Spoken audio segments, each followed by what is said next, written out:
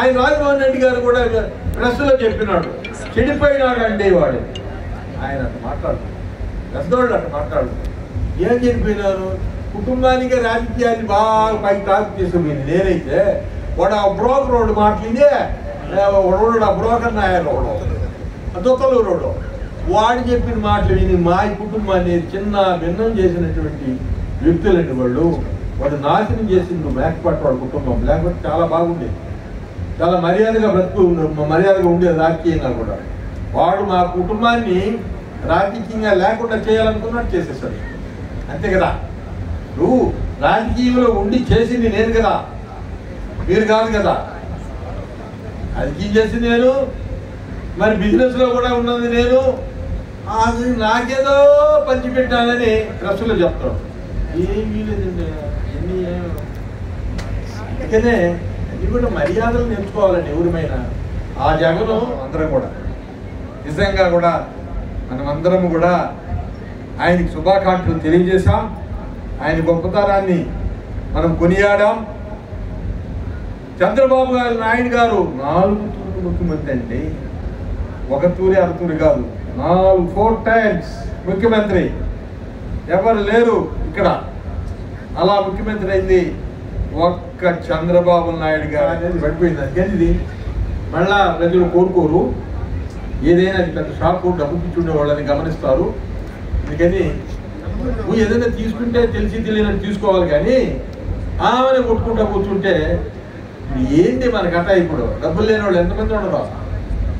అట్లా అందరం కూడా ఈరోజు మనం మరి చంద్రబాబు నాయుడు గారి పరిపాలన ఉన్నాం.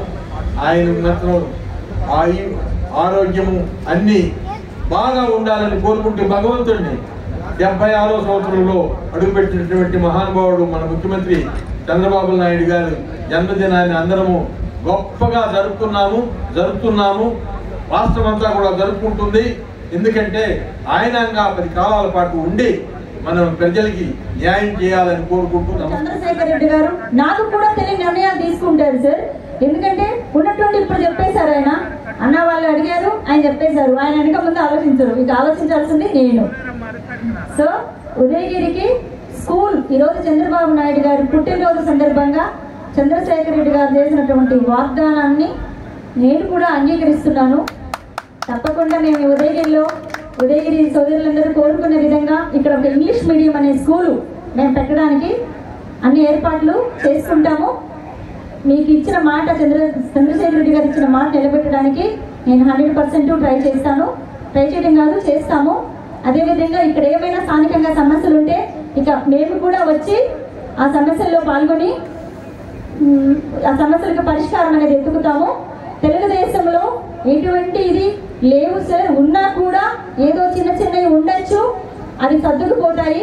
అందరూ ఒక కూటమి ప్రభుత్వం కాబట్టి మేము చంద్రబాబు నాయుడు గారు ఏం చెప్తే ఆ ఆధ్వర్యంలో ముందుకు నడిచి పార్టీ కోసమే పనిచేస్తామని మీ అందరి సాక్షిగా, మీడియా సాక్షిగా, చంద్రబాబు నాయుడు గారి పుట్టినరోజు సాక్షిగా నేను తెలియజేసుకుంటున్నాను.